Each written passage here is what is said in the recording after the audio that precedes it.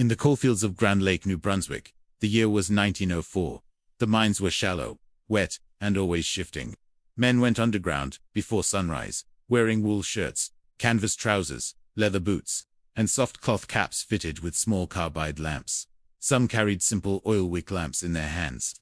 Their tools were iron picks, shovels, and wooden-handled hammers. On a cold morning in late autumn, a miner named Thomas McAllister walked the muddy path toward the drift mouth. His company house sat behind him, a small wooden shack with a stovepipe chimney and frost on the windows.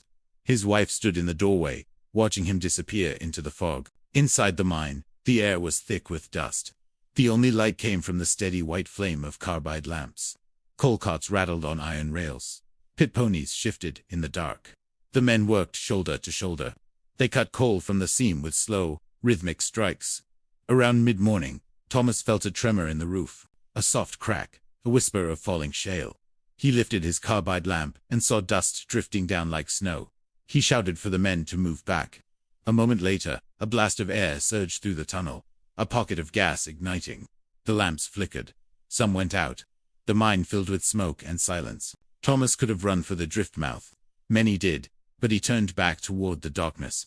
He moved slowly, one hand on the wall, the other shielding the small flame of his lamp.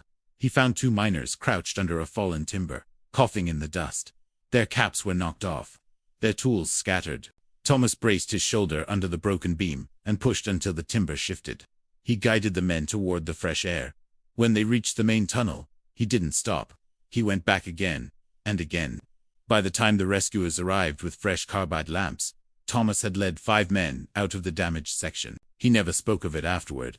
He said any man would have done the same. But the others remembered. In the Grand Lake coalfield, heroism didn't look like medals.